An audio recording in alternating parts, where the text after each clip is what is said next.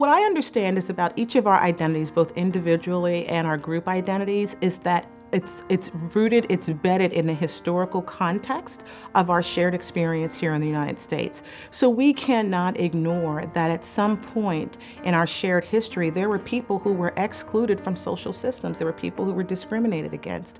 And so while we can think about what that meant for indigenous populations that were moved from their lands and had to start in other places or continue to live in other places that are under-resourced and they're invisible today, or whether that means the institution of slavery that was created, the only institution in the United States for persons of African descent, an institution that was created to keep them in subservient roles, or whether it meant that women were excluded from education and the workforce, right? We have to think about that historical context and understand how those residual effects continue today. And unless and until we continue to challenge those dynamics and educate people around how we are all complicit, unless we are actively, right, pushing against those things, then we're going to continue to perpetuate those systems that have created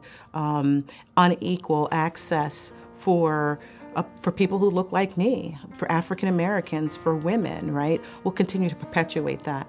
There's a quote by a man, Bill Halal, and he said, institutional change first starts with changing the mindsets of those who are in those institutions. And that really is a quote that kind of, it challenged me, right? This really is about our mindsets.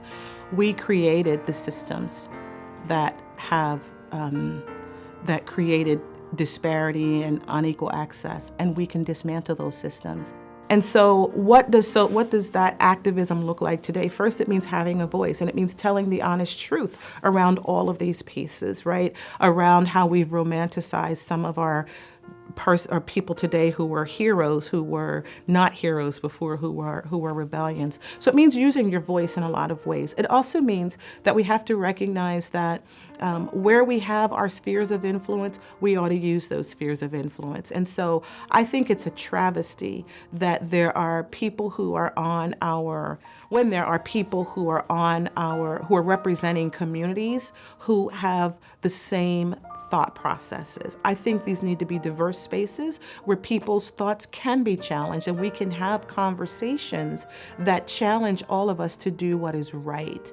And what we know that is best for society is that we are a diverse society, that we have, yes, diversity of thought and diversity of experience, but that also means, and I'm going to be really specific here with respect to my work, that also means that we have to have diversity in terms of what that looks like. Representation matters. And so it means using our privilege, whether it's white privilege, whether it's our male privilege, whether it's my heterosexual privilege, whether it's my socioeconomic privilege. It means using those privileges to be an ally for someone else and challenging the status quo, because the status quo is always in favor of those who have always had the access. People who have been discriminated against aren't the ones who can fix that. It's those who have power that can fix that. And while it is important to be allies for underrepresented populations and for those who are experiencing discrimination and oppression, I think the better influence is to work, or the better use of your influence is to work, and this is being an ally, right, is to work with those who look like you but don't think like you, those who are apathetic, those who are insensitive. I think that's the message that needs to happen.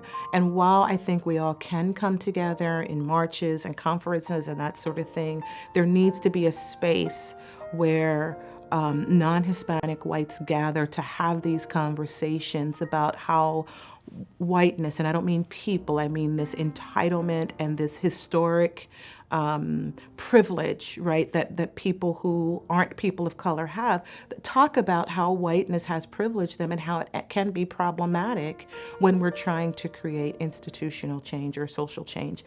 And sometimes, for me, I think this is the truth, that sometimes my mere presence, right, is opposition.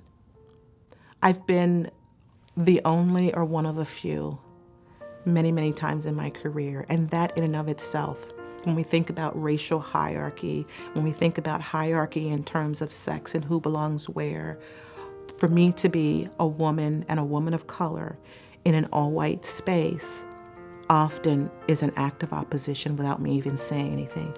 And that can be very tiring. And so I need people who are allies, who are going to go to their white counterparts and say, hey, you know what? Here's what same way I need men to go to other men and say, dude, let's get this. I don't think that's quite right? To be that voice to people who look like you and who have similar experiences and who are probably more willing to listen and to validate your voice than they are to validate my voice. That's how we do it. It's a both and, right? Rather than an either or.